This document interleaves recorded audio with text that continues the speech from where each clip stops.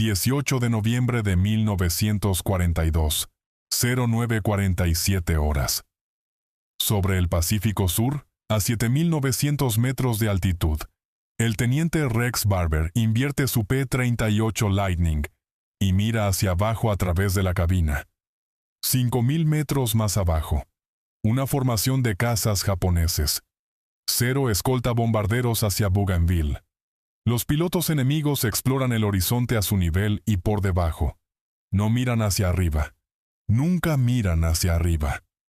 En 47 segundos, Barber empujará el morro hacia abajo, y esa suposición matará a 3 hombres. La ventaja vertical que sostiene en este momento, 5.000 metros de aire vacío entre cazador y presa, existe porque un ingeniero en California resolvió un problema que otros consideraban imposible, y porque un piloto japonés en Rabaul hizo en agosto la única pregunta correcta que nadie más formuló. Esta es la historia de un número. 12.000 metros. La altitud que separó victoria de derrota, la cifra que redefinió quién controlaba el cielo del Pacífico, el techo que un lado alcanzó y el otro no pudo tocar. Rabaul, Nueva Bretaña. Agosto de 1942. El informe llegó un martes, mecanografiado en papel fino por un oficial de inteligencia que nunca había visto la aeronave que describía. El suboficial de primera clase Hiroyoshi Nishizawa lo leyó 2 veces. Luego lo dejó sobre la mesa junto a su cena. A su alrededor, los otros pilotos del Grupo Aéreo 204 comían en el comedor de paredes abiertas. El calor vespertino de Rabaul presionaba sobre todo con el peso particular de un clima que nunca había sido consultado sobre acomodar una guerra. Alguien tocaba una armónica mal cerca de la pared del fondo. 2 pilotos discutían sobre los méritos de un vector de aproximación particular sobre Guadalcanal. Era, en todos los aspectos que importaban, una tarde ordinaria. Nishizawa tenía 23 años. Era delgado hasta el punto de parecer frágil, con ojos oscuros y grandes que otros pilotos describían siempre con las mismas palabras. Los ojos de un hombre que ve más de lo que dice. Volaba en combate desde China.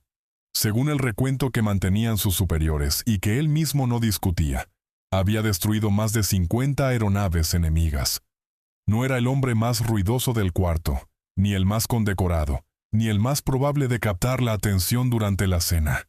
Era simplemente, según el testimonio de todos quienes volaban con él, el más peligroso. Leyó el informe de inteligencia una tercera vez. La aeronave descrita era estadounidense.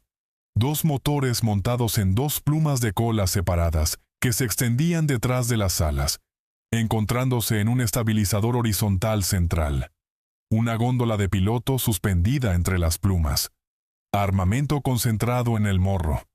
4 ametralladoras y un cañón de 20 milímetros, todos disparando hacia adelante sin las complicaciones de sincronización de armas montadas en la hélice.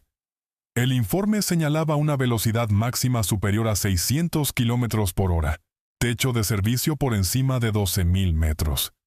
El piloto a su lado, un hombre de hombros anchos llamado Ota que tenía 11 victorias y se consideraba una autoridad en aviación estadounidense, se inclinó y leyó el último párrafo. Luego se rió. 2 motores, dijo Ota. 2 colas. Construyeron un avión de carga y le pusieron armas. Empujó el informe de vuelta hacia Nishizawa con un dedo. El gesto de un hombre devolviendo algo que no merece atención seria. Nuestras abuelas podrían derribar esto. Alrededor de la mesa, los hombres que habían estado escuchando rieron. Era una risa cómoda.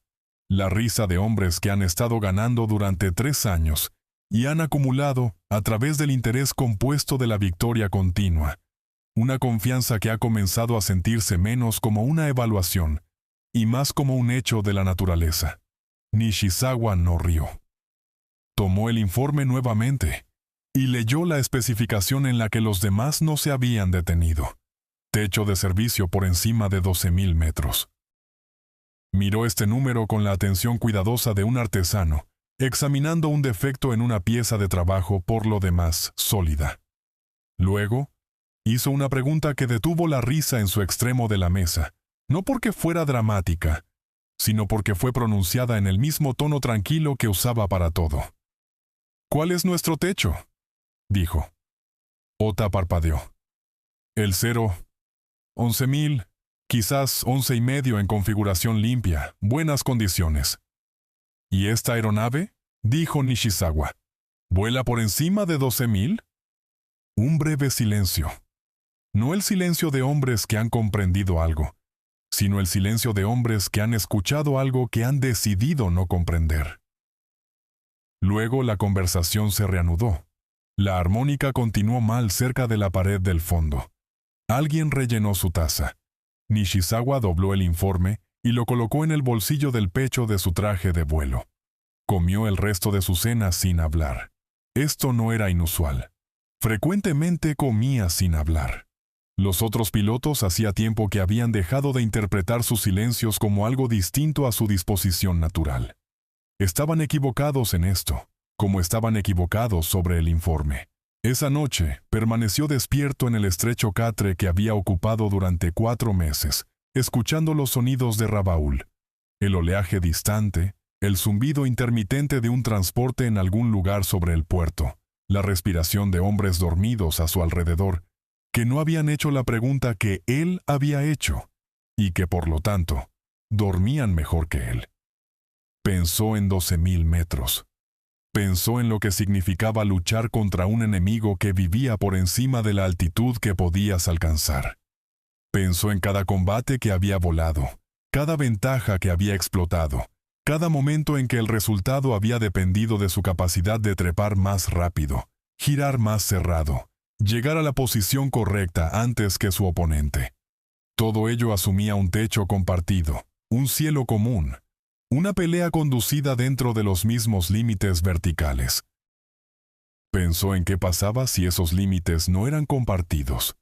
No escribió estos pensamientos. No era un hombre que comprometiera sus evaluaciones al papel, a menos que tuviera que hacerlo.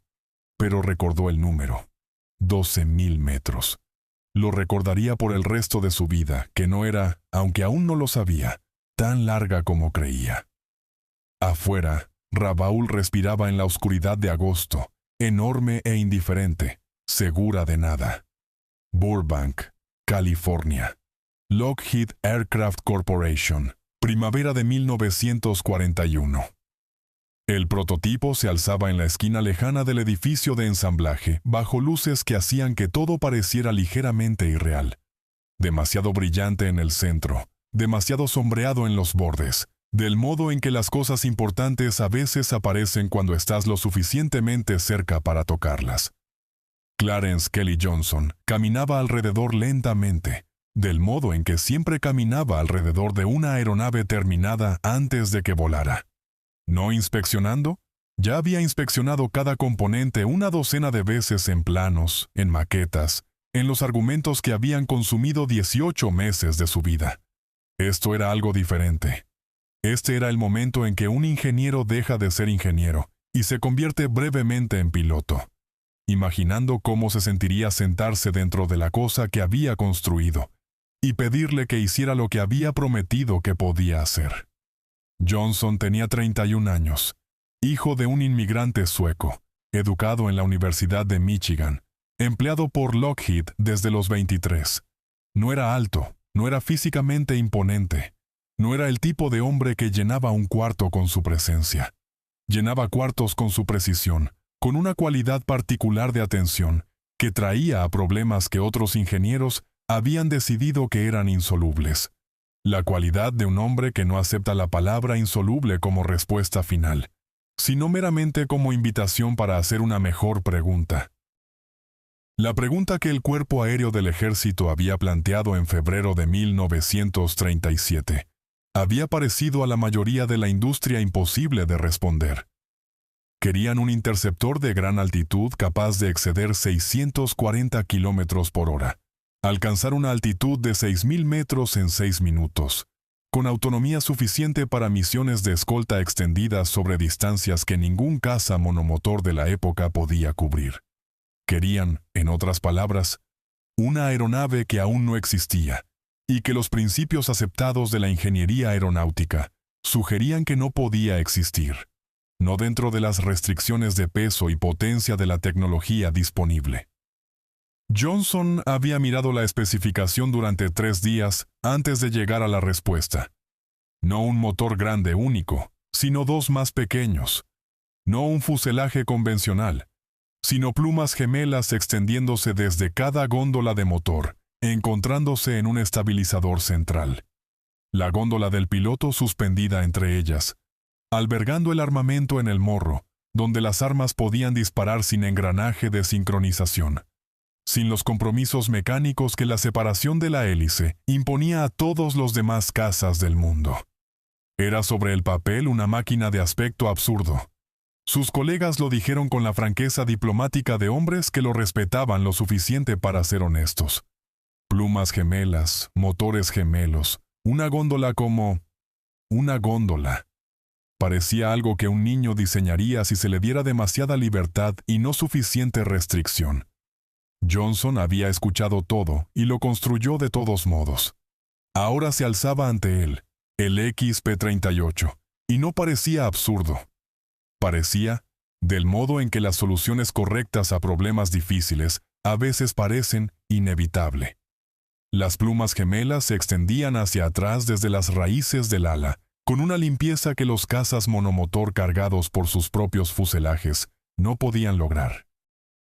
Los turbocompresores, el componente que Johnson consideraba el verdadero corazón de la aeronave, el mecanismo que mantendría la potencia del motor en altitudes donde otros cazas se desvanecían, se sentaban detrás de cada motor, alimentando aire comprimido a los Allison AF 1710, con la eficiencia silenciosa de un sistema que había sido diseñado para funcionar, y luego diseñado nuevamente hasta que realmente lo hiciera.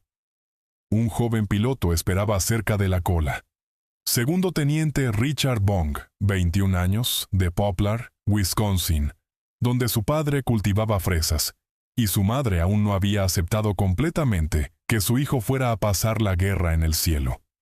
Había sido asignado a Lockheed para vuelos de familiarización, uno de un grupo rotativo de pilotos del Cuerpo Aéreo del Ejército, enviados para aprender la aeronave antes de que llegara a los escuadrones. Johnson lo observó subir a la cabina. Bong se acomodó en el asiento con la facilidad pausada de alguien que ha encontrado un lugar que encaja, ajustando las correas de los hombros, pasando las manos sobre el panel de instrumentos con el toque exploratorio ligero de un hombre leyendo algo en un idioma que apenas comienza a entender. ¿Cómo se siente?, llamó Johnson hacia arriba. Bong lo miró hacia abajo. Quedó en silencio por un momento, del modo en que los jóvenes de Wisconsin guardan silencio cuando están formando una opinión que intentan sostener. Como si yo pudiera decidir, dijo. Johnson lo miró. ¿Decidir qué? Todo, dijo Bong. No estaba siendo poético. Estaba siendo preciso del modo en que los buenos pilotos son precisos, describiendo la sensación de sentarse en una máquina que por primera vez le daba más opciones de las que le quitaba, más altitud que el enemigo, más velocidad en el picado, más autonomía de la que nadie esperaba. La capacidad de entrar en un combate en sus propios términos, o declinarlo en sus propios términos, o llegar a algún lugar que el enemigo había calculado inalcanzable, y encontrarlos allí, sorprendidos, ya atrás. Johnson asintió lentamente. Había pasado 18 meses resolviendo un problema de ingeniería. El joven de Wisconsin acababa de describir en 4 palabras lo que la solución realmente significaba. El prototipo voló su primera evaluación de rendimiento completa 3 semanas después. El informe del piloto de pruebas señaló un techo de servicio que excedía los 12,000 metros. En Rabaul, un informe de inteligencia doblado reposaba en el bolsillo del pecho de un traje de vuelo, perteneciente a un hombre que había hecho la pregunta correcta y aún esperaba, aunque no lo sabía, que llegara la respuesta. Estaba en camino. Guadalcanal, Campo Henderson, 18 de noviembre de 1942. La sesión informativa fue breve. El capitán John Mitchell se paró ante 12 pilotos en la oscuridad previa al amanecer del campo Henderson y describió la misión en el lenguaje económico de un hombre que considera las palabras innecesarias, una forma de deshonestidad. Deber de escolta. Bombarderos B-17 salientes hacia Bougainville. Cazas japoneses esperados sobre el objetivo. Formación estándar. Ventaja de altitud a mantener a toda costa. La última instrucción no era estándar. Era específica al P-38, y los pilotos que habían estado volando el Lightning durante 3 semanas entendieron lo que significaba sin que Mitchell tuviera que explicarlo. No sigas al cero hacia abajo. No aceptes el combate de giro.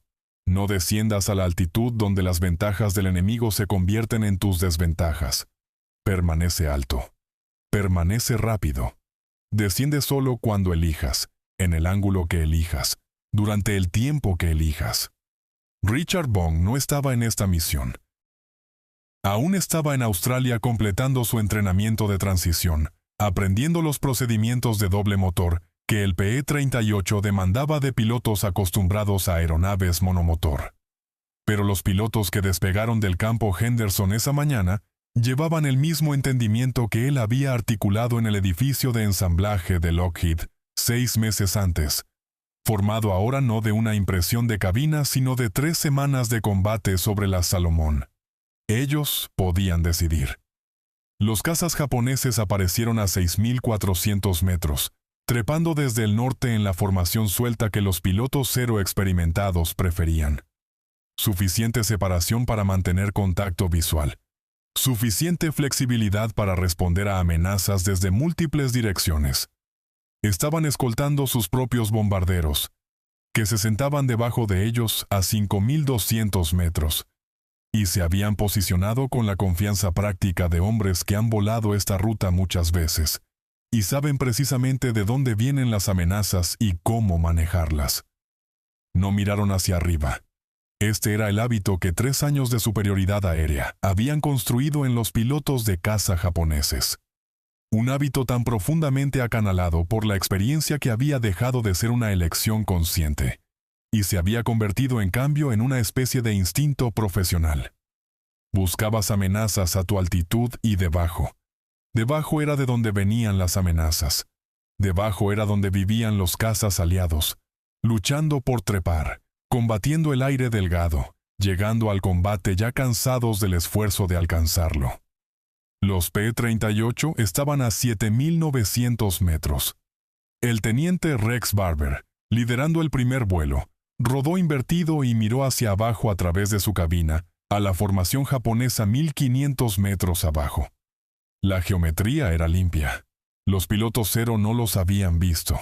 Los B-17 aún estaban a 24 kilómetros de distancia, no todavía el foco de atención japonesa. Hubo, por un momento que Barber más tarde describiría como sintiéndose mucho más largo de lo que realmente fue. Una quietud perfecta. La quietud de una situación que aún no se ha convertido en lo que está a punto de convertirse. Empujó el morro hacia abajo. El P-38 aceleró en el picado con el impulso sólido y decidido de una aeronave que pesa el doble de lo que está atacando y ha estado esperando permiso para usar ese peso. Los motores Allison no se esforzaron. Simplemente entregaron lo que habían estado entregando a 7.900 metros. Plena potencia, pleno acoplamiento del sobrealimentador, el mismo rendimiento en altitud que producían al nivel del mar. La característica que los ingenieros japoneses no habían construido en el Nakajima Sakae y no podían adaptar a él. El primer piloto cero murió sin entender qué había pasado. El segundo vio la silueta de plumas gemelas alejarse verticalmente después del pase de disparo, e hizo lo que su entrenamiento le dijo que hiciera. Tiró hacia atrás de la palanca y trepó tras él.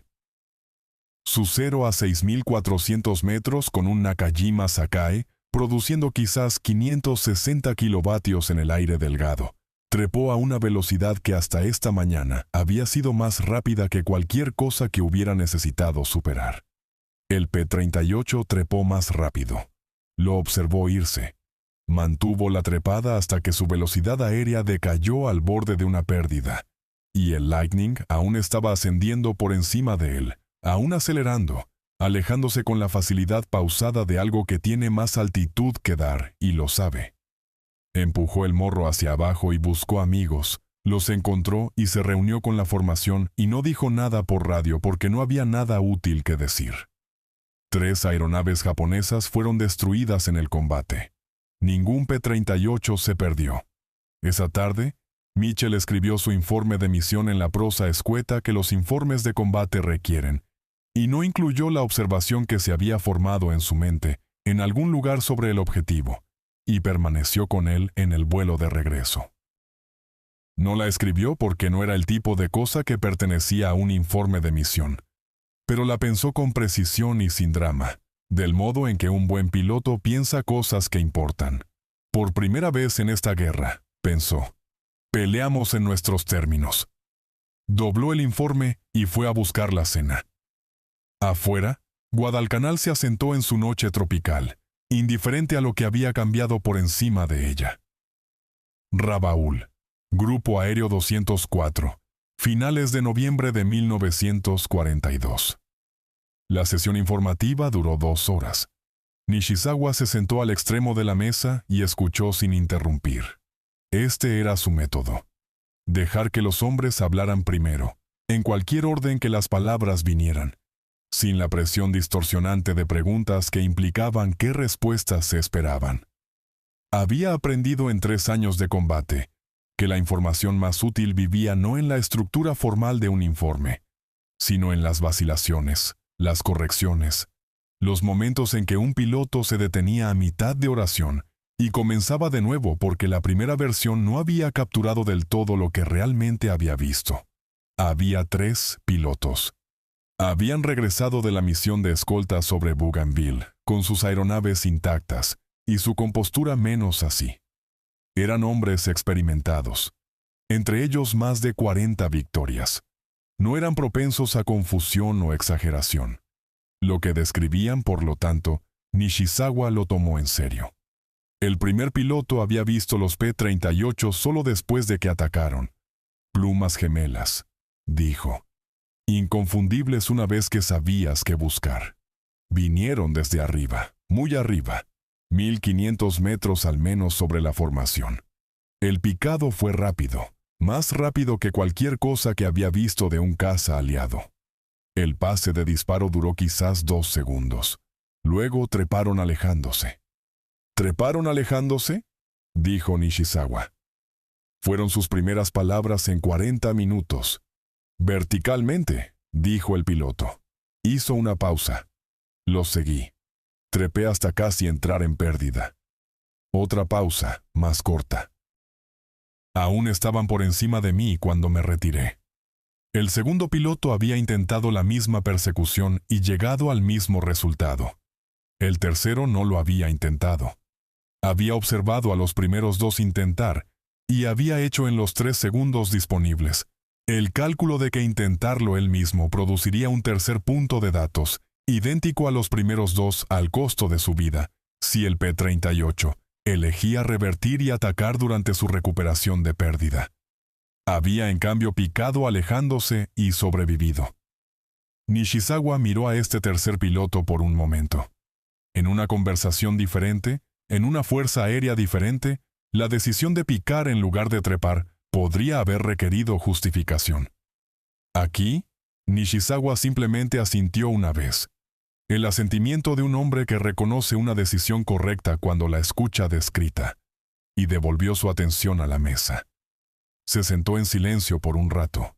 A su alrededor, los otros pilotos esperaron con la paciencia particular de hombres que han aprendido que sus silencios no están vacíos. El informe de inteligencia de agosto aún estaba en su bolsillo del pecho. Lo había movido de traje de vuelo en traje de vuelo durante 3 meses, no por sentimentalismo, sino por el hábito de guardar cosas que aún no habían terminado de ser útiles. Lo sacó ahora y lo colocó sobre la mesa sin desdoblarlo. Todos en el cuarto lo reconocieron. No lo había mostrado a nadie, pero la palabra había viajado, como las palabras viajan en unidades pequeñas, que Nishizawa había hecho una pregunta en la cena en agosto que nadie había pensado hacer. 12.000 metros, dijo. Nadie habló. Peleamos a 7.000, 8.000 en un buen día en configuración limpia con pilotos experimentados que saben cómo manejar la trepada. Miró el informe doblado.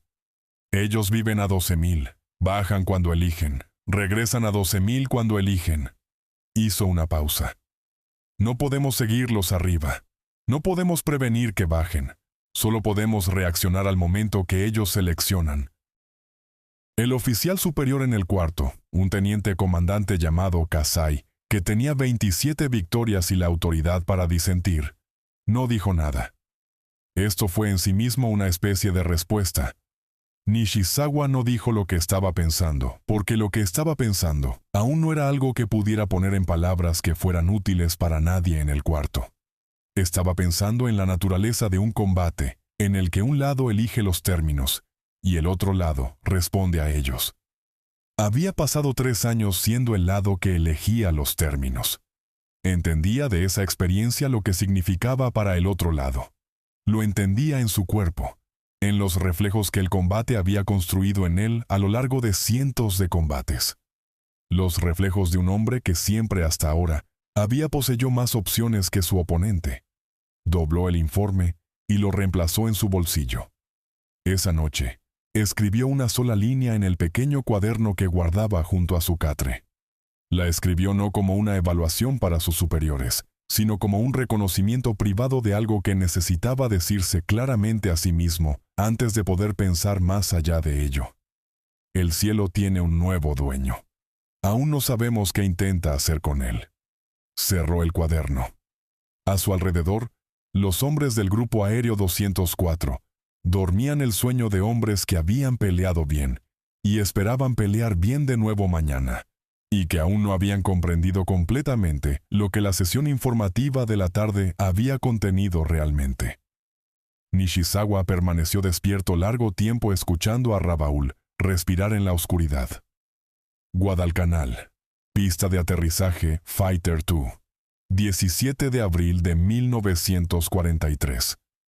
El cuarto de sesiones informativas olía a queroseno y lona húmeda. El mayor John Mitchell se paró ante 16 pilotos y describió una misión que no debería haber sido posible. Su voz era nivelada, del modo en que las voces son niveladas cuando el hablante ya ha hecho las paces con lo que está pidiendo.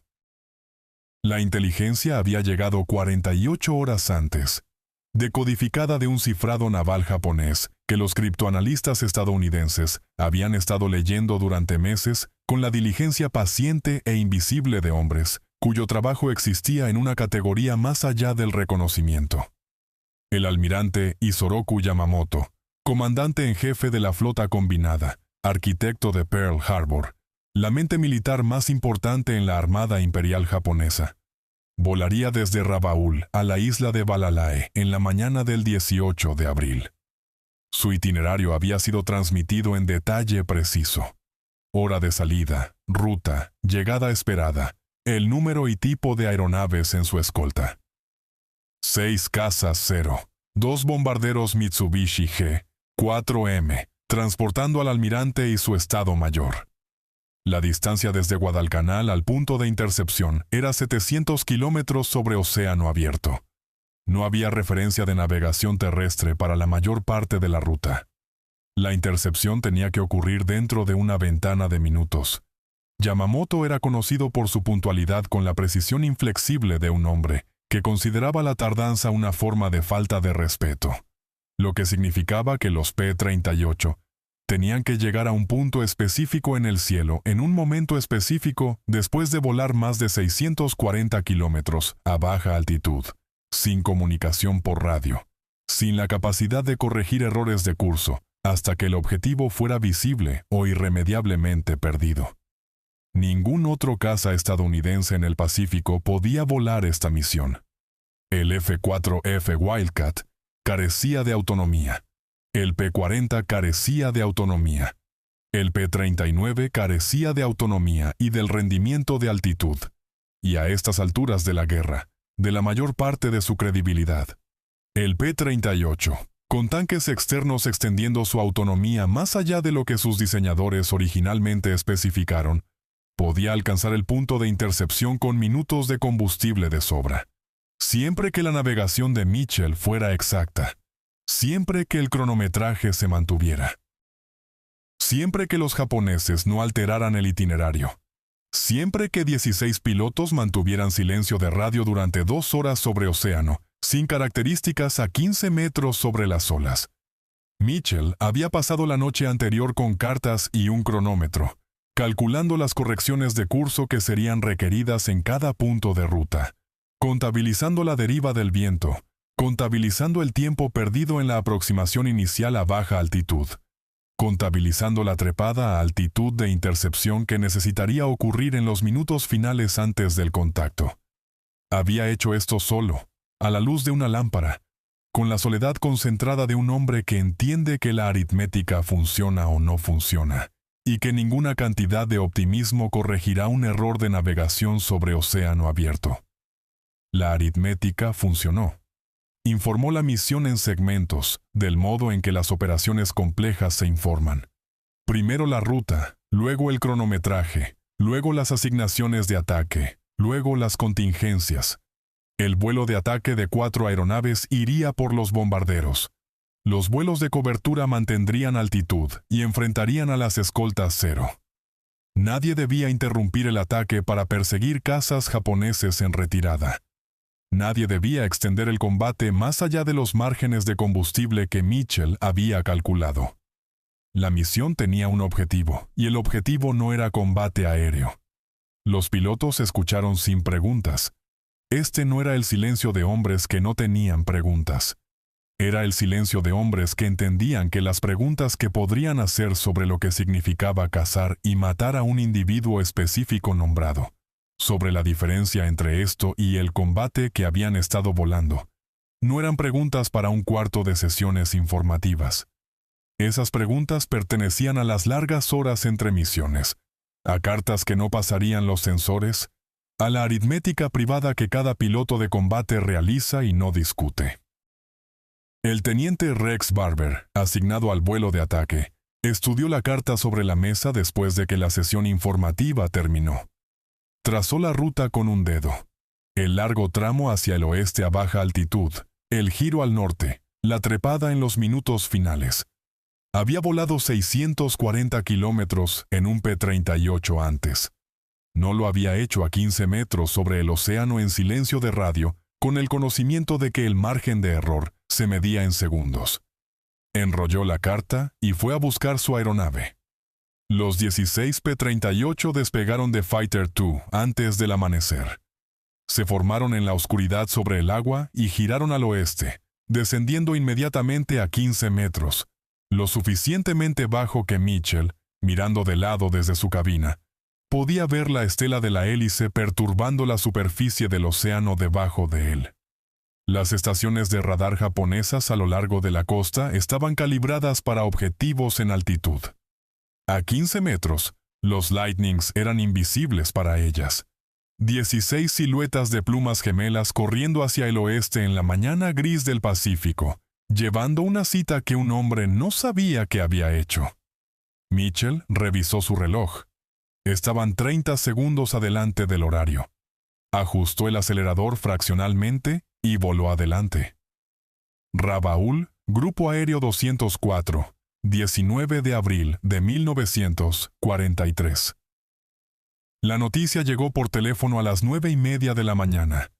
Nishizawa estaba en la línea de vuelo cuando el oficial de servicio vino a buscarlo, caminando entre los ceros estacionados con la atención pausada que daba a las aeronaves antes de las misiones, revisando capós, pasando su mano a lo largo de una superficie de control. Los pequeños rituales de un piloto que entiende que la relación entre un hombre y su máquina no es abstracta. El oficial de servicio dijo 3 palabras. Nishizawa dejó de caminar. Se quedó con su mano descansando en el borde de ataque del ala de un cero, y miró nada en particular por un momento que el oficial de servicio recordaría por el resto de su vida. Luego asintió una vez y caminó de vuelta hacia el edificio de operaciones. Yamamoto estaba muerto. Los detalles se filtraron durante la mañana en el modo fragmentario y contradictorio, en que la información llega cuando las personas que la reportan aún están tratando de entender lo que presenciaron. Los pilotos de escolta que habían sobrevivido, 6 pilotos 0 de los 18 asignados, los otros habiendo sido arrastrados al combate con los vuelos de cobertura P-38. Dieron sus relatos por separado, y los relatos concordaban en los hechos esenciales, mientras diferían en los detalles que el trauma introduce en la memoria. Los estadounidenses habían aparecido desde debajo de la línea de árboles.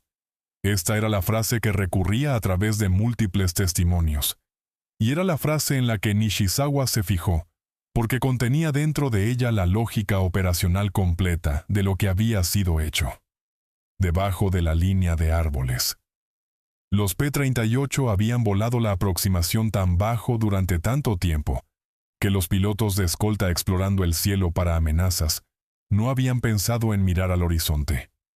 El ataque había venido no desde arriba, la dirección que cada piloto de caza entrenado monitorea con la vigilancia instintiva de un hombre que sabe que la altitud es ventaja, sino del nivel de los árboles. 700 kilómetros.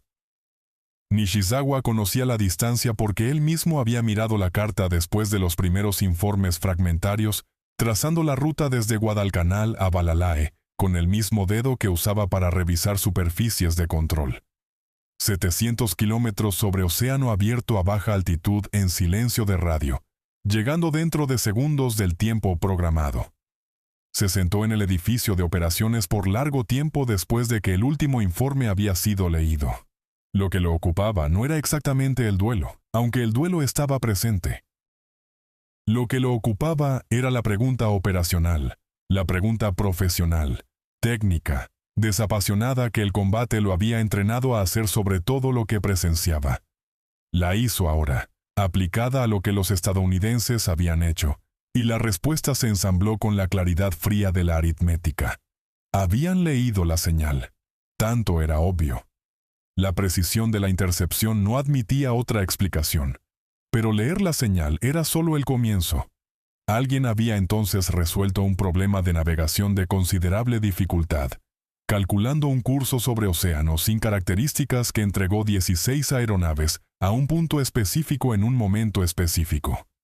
Alguien había entrenado pilotos para mantener formación a 15 metros sobre las olas durante 2 horas, sin las referencias de navegación que hacían tal vuelo manejable. Alguien había asignado aeronaves con suficiente autonomía para alcanzar el objetivo, ejecutar el ataque y regresar. Autonomía que el Cero, por todo su celebrado aguante, no podría haber igualado solo en el tramo de salida, mientras transportaba el combustible para combate. Cada elemento de la misión había requerido una capacidad. Cada capacidad había estado presente. Nada había sido improvisado. Nishizawa entendió, sentado en ese edificio de operaciones con el informe extendido ante él, que no estaba mirando una intercepción afortunada. Estaba mirando un sistema. Un sistema coordinado, ensayado, técnicamente preciso que había sido diseñado para hacer exactamente lo que había hecho, y que lo haría de nuevo cada vez que la inteligencia y la oportunidad se alinearan. La escolta Cero había sido 18 aeronaves, pilotos experimentados, bien posicionados, volando una ruta que conocían. No habían sido negligentes. Habían estado operando correctamente dentro del marco de todo, para lo que su entrenamiento los había preparado. El marco estaba equivocado. Caminó afuera hacia la tarde de Rabaul. La línea de vuelo estaba tranquila. Varios pilotos estaban sentados en la sombra cerca del edificio de operaciones, hablando en voces bajas. Se detuvieron cuando vieron su rostro, y luego comenzaron de nuevo porque no había nada útil que decir. Y el silencio se sentía peor. Nishizawa miró el cielo sobre Rabaul, el cielo brillante e indiferente del Pacífico que había poseído en el único sentido que importaba durante 3 años. Lo miró por largo tiempo. El cielo lo miró de vuelta, revelando nada. Fue a buscar papel y escribió un informe de misión que describía los hechos sin interpretación, porque la interpretación no era lo que los informes de misión requerían. La interpretación la guardó, como guardaba todo lo que importaba, en el silencio detrás de sus ojos. Yamamoto había viajado con 18 escoltas y había muerto de todos modos. La distancia no lo había protegido. Las escoltas no lo habían protegido. La programación cuidadosa que expresaba su legendaria puntualidad había sido al final el instrumento de su muerte. Un itinerario transmitido en confianza, recibido por personas que entendieron precisamente qué hacer con él. Nada, Nishizawa entendió ahora, estaba fuera de alcance. El pensamiento no lo asustó. No era por naturaleza o por 3 años de combate fácilmente asustado, pero se asentó en él con el peso particular de un hecho que cambia la forma de todo alrededor de él. Silenciosamente, permanentemente, sin el drama con el que las cosas importantes a veces se anuncian. Dobló el informe de misión. Volvió a la línea de vuelo. Después de todo, todavía había una guerra. Nueva Guinea, pista de aterrizaje de Dobodura, enero de 1944. La carta a casa tenía 3 páginas de largo. Richard Bong escribía lentamente, del modo en que los hombres escriben cuando están tratando de ser honestos sobre algo que resiste la descripción honesta. Estaba sentado en una caja de municiones fuera de su tienda en la tarde tardía, el papel balanceado en un libro de registro, el lápiz moviéndose en la manera pausada de alguien que ha decidido que esta carta particular dirá lo que las anteriores no habían logrado del todo decir. Tenía 23 años. Tenía 31 victorias confirmadas. El general George Kenney, comandando las fuerzas aéreas aliadas en el Pacífico Sudoccidental, había intentado 2 veces ponerlo en tierra, no como castigo, sino como preservación. Del modo en que preservas algo que se ha vuelto demasiado valioso para arriesgar del modo ordinario. Ambas veces Bong había encontrado métodos de continuar volando, que satisfacían la letra de las órdenes de Kenney, mientras acomodaban su propio juicio sobre dónde era más útil. Kenney había dejado de sorprenderse por esto. Había comenzado a resignarse a ello, en cambio, que era una cosa diferente. La carta era para su madre. Le escribía cada semana, cartas que pasaban por el sensor con dificultad mínima porque contenían casi ninguna información militar. Contenían en cambio observaciones sobre el clima, sobre la comida, sobre los hombres con quienes volaba, sobre la cualidad particular de luz sobre Nueva Guinea en la mañana temprana cuando la niebla aún estaba en las montañas, y la guerra aún no había comenzado para el día. Esta noche estaba tratando de escribir sobre la aeronave. Había estado tratando de explicar el P-38 a su madre durante 18 meses, y cada intento había llegado a la misma dificultad. Las cualidades que más importaban sobre el Lightning no eran las cualidades que aparecían en las especificaciones. No la velocidad, no el techo, no el armamento, no la supervivencia de doble motor que lo había traído a casa 2 veces, en un solo motor sobre agua en la que no quería pensar en nadar. Las cualidades que importaban eran más difíciles de nombrar. Escribió: «Lo que pasa con este avión es que te da tiempo para pensar». Se detuvo y miró lo que había escrito. No era del todo correcto, pero era más cercano que cualquier cosa que había escrito antes. Así que continuó. En el P-40, siempre estabas reaccionando. Algo pasaba y respondías a ello y esperabas que tu respuesta fuera lo suficientemente rápida. En el P-38, usualmente estás por encima de lo que sea que esté pasando. Puedes verlo formarse. Puedes decidir si entrar en ello o no. Y si decides entrar en ello, puedes decidir cómo. Eso suena como una pequeña diferencia. No es una pequeña diferencia. Había estado tratando sin encontrar del todo las palabras de describir cómo se sentía poseer la dimensión vertical de un combate absolutamente. Ser el piloto que determinaba altitud, que seleccionaba el momento de combate, que podía declinar combate cuando la geometría estaba equivocada y regresar cuando estaba correcta. Había encontrado esta cualidad primero en el edificio de ensamblaje de Lockheed en California, sentado en la cabina del prototipo mientras Kelly Johnson observaba desde abajo, y la había nombrado entonces con la precisión comprimida de un hombre diciendo algo verdadero, antes de tener tiempo de complicarlo. Como si yo pudiera decidir. 31 victorias después, la descripción aún se sostenía. Lo que había cambiado era su entendimiento de lo que decidir realmente costaba. No en peligro, con el que había hecho las paces hace tiempo, sino en el peso particular de elegir cada vez bajar en algo de lo cual el retorno era probable pero no garantizado. Escribió por otra hora. La carta cubrió el terreno usual. El clima, la comida, una descripción de un vuelo sobre la cordillera de Owen Stanley al amanecer, que había sido a su manera la cosa más hermosa que había visto desde dejar Wisconsin. No escribió sobre la aritmética que el Estado Mayor de Kenny informaba cada semana.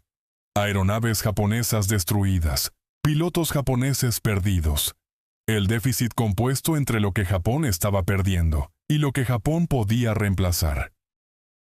No escribió sobre ello porque su madre no necesitaba saberlo, y porque de un modo que no podía articular completamente, lo incomodaba. No las victorias mismas, sino las matemáticas detrás de ellas, el modo en que los números contaban una historia sobre un enemigo que se estaba quedando sin la cosa que no podía ser manufacturada o reemplazada o recuperada una vez que se había ido. Lo había visto en la cualidad de los pilotos que estaba combatiendo ahora. 18 meses atrás. Un piloto japonés en un cero era un problema serio sin importar altitud o geometría. Cometías errores contra ellos, y los errores eran castigados con una precisión que no dejaba ambigüedad sobre lo que habías hecho mal.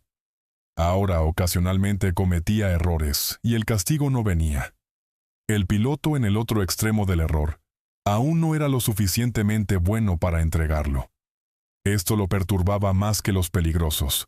Dobló la carta, la dirigió y la colocó con las otras para el recorrido del correo.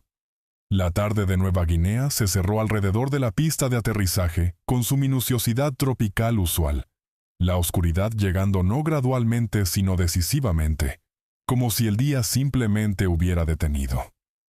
Bong fue a buscar la cena. Mañana habría otra misión.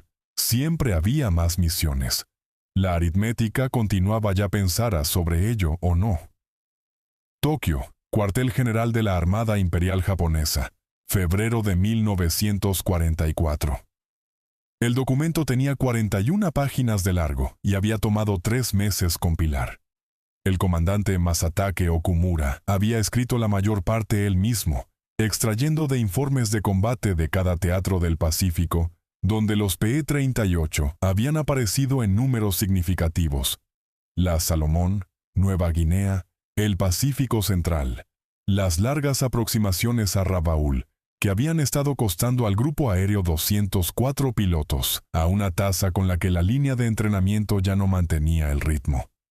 Había entrevistado pilotos supervivientes, había estudiado metraje de cámara de armas. Había solicitado a través de canales que requerían paciencia y persistencia las especificaciones técnicas que la inteligencia japonesa había acumulado sobre el Lightning desde su primera aparición sobre Guadalcanal. El documento decía en el lenguaje cuidadoso de un oficial de Estado Mayor, que entiende que sus superiores leerán lo que escribe con la atención específica de hombres, buscando razones para estar en desacuerdo, que la situación era seria. Lo decía en 41 páginas porque 41 páginas de evidencia era lo que tomaba hacer que la palabra serio significara lo que Okumura necesitaba que significara, en lugar de la versión más suave y más manejable de serio, que el optimismo institucional prefería. El hallazgo central ocupaba 3 párrafos cerca del centro del documento. Okumura había escrito y reescrito estos párrafos más veces que el resto del informe combinado, porque el hallazgo central era el tipo de hallazgo que necesitaba ser declarado con precisión completa o no declarado en absoluto.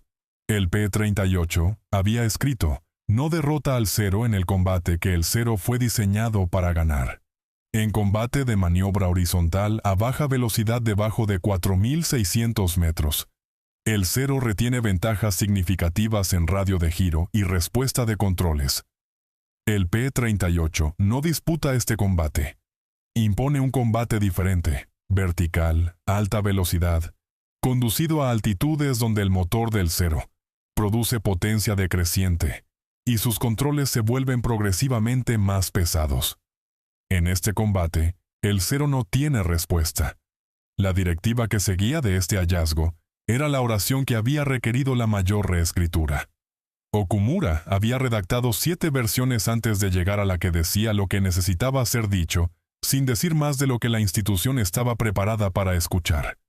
Se aconseja a los pilotos evitar el combate con aeronaves tipo PE-38, excepto bajo condiciones de superioridad numérica abrumadora y ventaja significativa de altitud. Presentó el documento y esperó. La respuesta, cuando llegó en la forma de una reunión en lugar de una respuesta escrita, lo que Okumura reconoció como el equivalente institucional de una conversación que necesitaba no dejar registro. 3 oficiales superiores, un cuarto de conferencias que olía a tabaco y la cualidad particular de estancamiento de cuartos, donde se discuten cosas difíciles y luego se dejan de lado. El oficial superior presente leyó el hallazgo central en voz alta.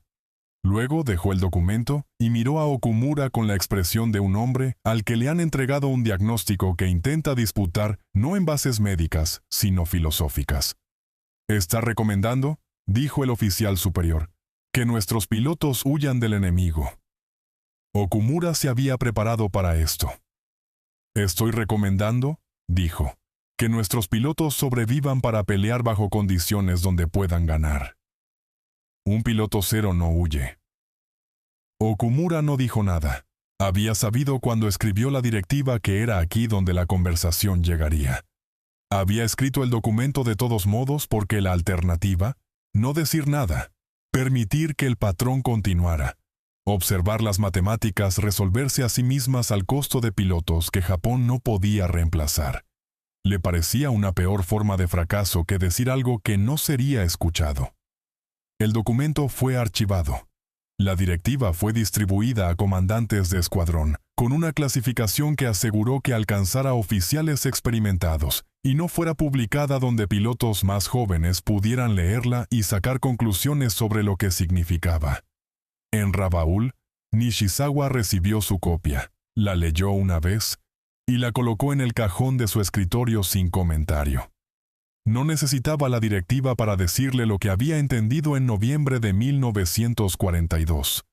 Acostado despierto en su catre con el informe de inteligencia de agosto aún en su bolsillo. Había estado volando dentro de ese entendimiento durante más de un año.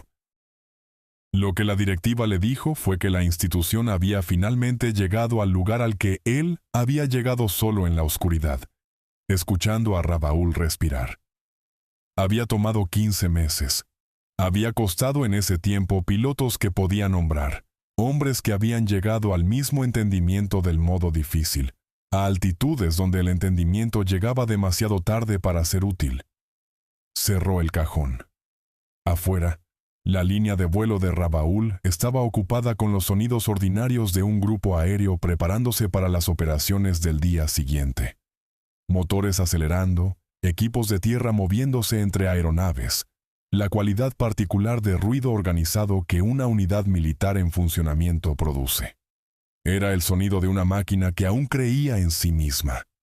Nishizawa lo escuchó por un momento. Luego volvió al trabajo. Todavía había una guerra. Y él era todavía, por lo que el hecho valía, en febrero de 1944, el mejor piloto en ella. Filipinas. 25 de octubre de 1944. El transporte salió de Rabaul antes del amanecer.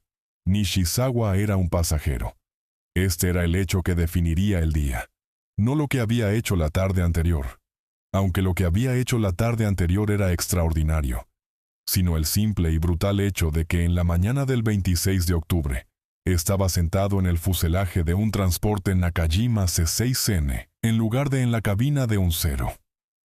El día anterior, había escoltado la primera misión oficial kamikaze a su objetivo. 26 años. 87 victorias confirmadas. Había observado a los voluntarios subir a sus aeronaves con la quietud particular de hombres que han hecho una decisión que existe más allá del alcance de la duda, y había tomado su cero y volado escolta, y sobre las Filipinas había encontrado Hellcats estadounidenses, y derribado 2 de ellos. Sus victorias 86 y 87, mientras los pilotos kamikaze continuaban hacia sus objetivos debajo de él. Había regresado a la base. Los pilotos kamikaze no. Esa tarde, según relatos que sobrevivieron en los testimonios de hombres que habían estado presentes, Nishizawa había estado más callado que de costumbre. Esto era notable solo porque su costumbre ya era callada. Comió poco. Se sentó afuera después de la cena y miró el cielo por largo tiempo. Nadie lo perturbó. Los pilotos que lo conocían entendían que sus silencios no eran invitaciones. En la mañana, abordó el transporte para el vuelo de regreso a Campo Clark. Los cazas estadounidenses encontraron el transporte sobre las Filipinas a media mañana. Eran Hellcats de un grupo de portaaviones barriendo el área. Interdicción rutinaria, el tipo de misión que se había vuelto rutina porque los grupos de portaaviones estadounidenses ahora operaban en aguas filipinas con la facilidad de hombres trabajando en su propio territorio. El transporte no tenía escolta de cazas. Los transportes rara vez la tenían ya. No había suficientes cazas, y los cazas que existían se necesitaban en otro lugar. Y el cálculo que una vez había protegido vuelos de área trasera había sido revisado por las mismas matemáticas que Okumura había documentado en su informe de 41 páginas, y que la institución había archivado sin actuar sobre él. El transporte cayó sobre Mindanao. Nishizawa estaba a 36 horas de distancia de su 87ª victoria aérea. Tenía 26 años. El hombre que había preguntado en agosto de 1942, ¿cuál es nuestro techo? El hombre que había entendido antes que nadie alrededor de él lo que la respuesta significaba. Murió no en combate sino en el espacio aéreo que su enemigo ahora poseía tan completamente, que moverse a través de él requería suerte en lugar de habilidad. 3 años de guerra, 87 victorias. Derribado una vez sobre Guadalcanal en 1942, y había nadado a la orilla. Sobrevivió heridas, sobrevivió fallas mecánicas, sobrevivió la probabilidad acumulada que mata a hombres de su profesión mucho antes de lo que lo había matado a él. No sobrevivió el cielo de octubre de 1944. Nadie particularmente hábil o particularmente valiente o particularmente nada lo había tomado de él. El cielo simplemente había dejado de pertenecer al lado en el que estaba, y eso fue suficiente. En el Golfo de Leyte ese mismo día, la batalla naval más grande de la historia estaba terminando. Japón había comprometido todo. El resultado ya estaba decidido. El cielo sobre las Filipinas era muy azul y muy claro y completa e irreversiblemente estadounidense. Richard Bong murió el 6 de agosto de 1945.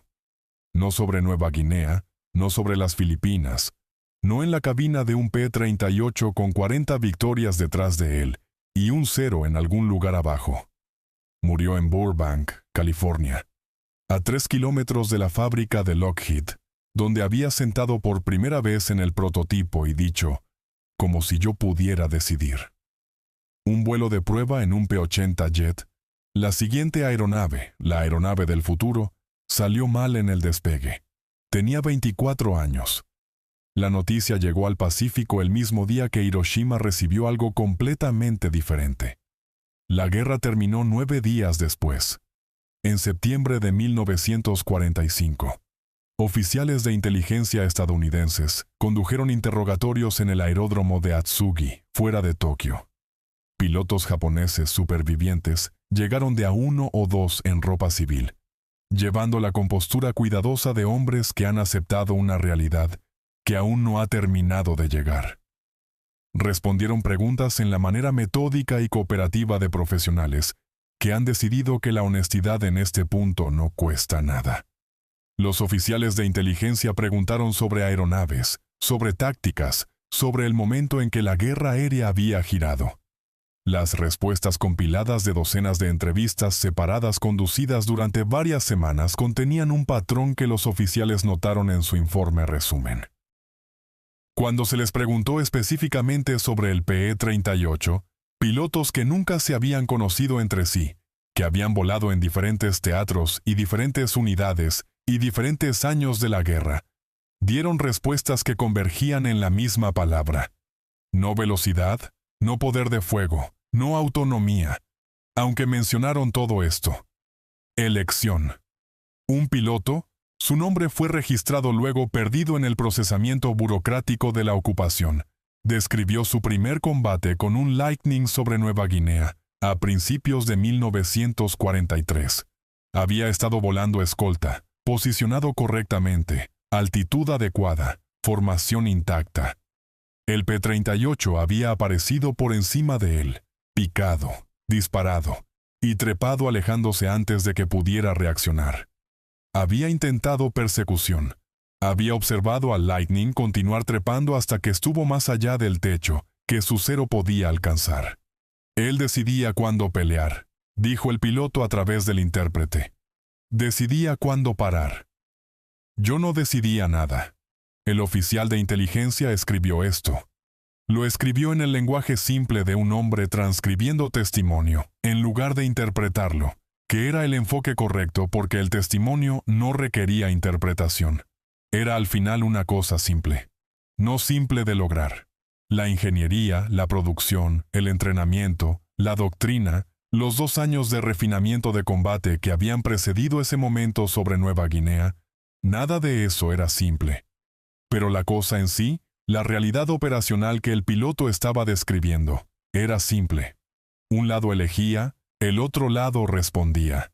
En cada guerra, en cada combate, en cada momento cuando el resultado cuelga entre 2 posibilidades, esa asimetría es toda la historia. El P-38 no había sido meramente más rápido o más alto o mejor armado. Había dado a los pilotos estadounidenses el regalo que Nishizawa había reconocido en reverso en la noche que yació despierto en Rabaul, en agosto de 1942. El regalo de determinar los términos. Nishizawa había preguntado, ¿cuál es nuestro techo? Y entendió la respuesta antes que nadie alrededor de él. Había llevado ese entendimiento durante 2 años, volando con una habilidad que las matemáticas no podían tocar, sobreviviendo todo lo que la nueva realidad podía lanzar a un hombre de su capacidad. Al final, las matemáticas no habían necesitado tocarlo. Simplemente habían reorganizado el cielo hasta que no hubo paso seguro a través de él. Y él había estado en el cielo cuando eso sucedió. Los interrogatorios concluyeron. La ocupación procedió. Los pilotos fueron a casa a un país reconstruyéndose desde los cimientos, aprendiendo un tipo diferente de fuerza que la que los había enviado al aire con espíritu samurái, y una aeronave que no podía trepar a 12.000 metros.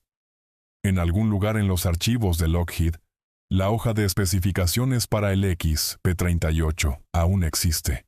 Techo de servicio por encima de 12.000 metros.